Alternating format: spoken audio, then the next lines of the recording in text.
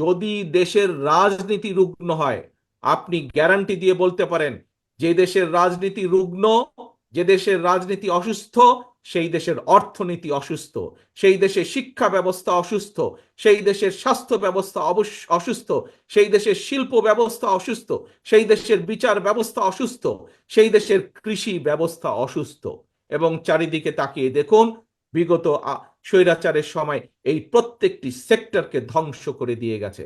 আজকে যদি এই সেক্টরগুলোকে আবার তিলে তিলে গড়ে তুলতে হয়, একমাত্র বিকল্প পথ হচ্ছে নির্বাচন, নির্বাচন এবং জনগণের নির্বাচন। যে নির্বাচনে জনগণ মুক্তভাবে, নিরাপদভাবে, স্বাধীনভাবে ভোট দিয়ে তাদের নিজেদের জনপ্রতিনিধিদেরকে সংসদে পাঠাতে সক্ষম হবে। একমাত্র সেই নির্বাচনের মাধ্যমে দেশের সমস্যাকে আমরা ধীরে ধীরে কমিয়ে আনতে পারবো ইনশাল্লাহ।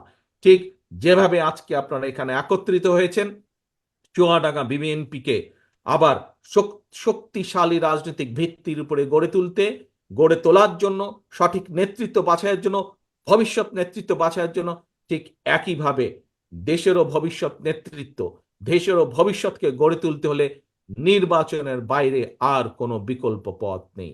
আসুন আজকে আমরা জেলা বিএনপির সম্মেলনকে যেরকম সফল করার জন্য আমরা সকলে এখানে একত্রিত হয়েছি, একটি সুন্দর সম্মেলনের মাধ্যমে আমরা সেটিকে যেমন সফল করব, আগামী দিনে আসুন দেশের মানুষকে আমরা উদ্বুদ্ধ করি।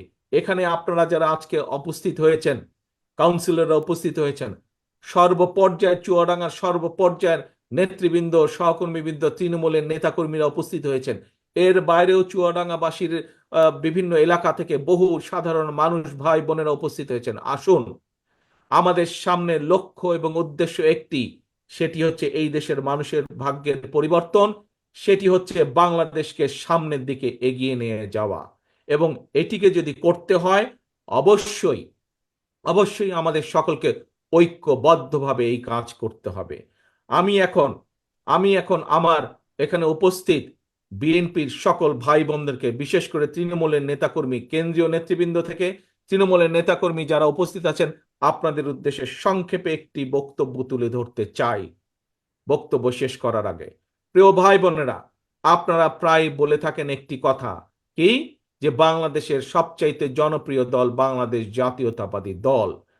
এই কথাটি যদি আপনি মনে প্রাণে বিশ্বাস করেন, এই কথাটি কি আপনারা মনে প্রাণে বিশ্বাস করেন? দেখি কারাগারে বিশ্বাস করেন। এই যে প্রত্যেকটি মানুষ হাতে, ধন্যবাদ, হাত নামান।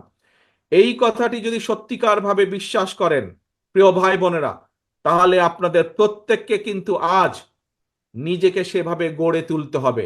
শুধু কথা বললেই হবে না। বাংলাদেশের মানুষের প্রত্যাশা কিন্তু এখন স্বৈরাচারের পতনের পরে বাংলাদেশের মানুষের প্রত্যাশা কি, যে বিএনপি এমন একটি রাজনৈতিক দল, অতীতে যখন বিএনপি রাষ্ট্র পরিচালনা করেছে, তারা এই দেশের মানুষের বাকশাল থেকে বহুদলীয় গণতন্ত্রে ফিরিয়ে দিয়েছিল, এই দেশের মানুষকে গণতন্ত্র ফিরিয়ে দিয়েছিল।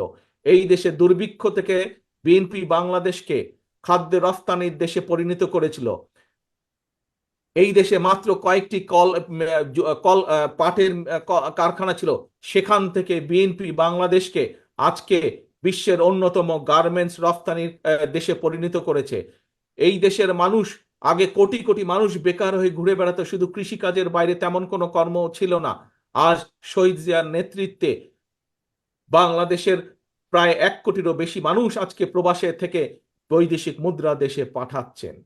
প্রিয় ভাই বোনেরা, এরকম আরো বিভিন্ন কারণে খালেদা জিয়ার নেতৃত্বে যখন দেশ পরিচালনা করেছেন, সে সময় খালেদা জিয়ার নেতৃত্বে এই দেশের সন্তান, বিশেষ করে মেয়ে সন্তানদের শিক্ষা ব্যবস্থা দ্বাদশ শ্রেণী পর্যন্ত বিনামূল্যে করে দেয়া হয়েছিল। এরকম আরো বহু কাজগুলো আছে এবং সে কারণেই দেশের মানুষ, অধিকাংশ মানুষ মনে করে যে বিএনপি দেশ পরিচালনার দায়িত্ব পেলে দেশ সামনে এগিয়ে যাবে। প্রিয় সহকর্মীবৃন্দ, প্রিয় ভাই বোনেরা, দায়িত্ব ইনশাল্লাহ দেশের মানুষ হয়তো আপনাদেরকে দায়িত্ব দিবে, কিন্তু সেভাবে আপনাদেরকে নিজেদেরকে তৈরি করতে হবে। দায়িত্ব নিতে হলে দায়িত্বশীল ভূমিকা পালন করতে হবে। দায়িত্ব নিতে হলে দায়িত্ব নেওয়ার মতন নিজেকে যোগ্য করে গড়ে তুলতে হবে। আজকে আসুন এই সম্মেলনে যেমন আমরা আজকে সিদ্ধান্ত নেব যে আগামী দিন চুয়াডাঙ্গায় কারা দলকে পরিচালনা করবেন, সেই যোগ্য নেতৃত্ব যেমন আমরা বাছাই করে নিব, একই সাথে আসুন আজকে আমরা এখানে সকলে মিলে প্রতিজ্ঞাবদ্ধ হই, আমরা যেই পর্যায়েরই নেতা বা কর্মী হয়ে থাকি না কেন,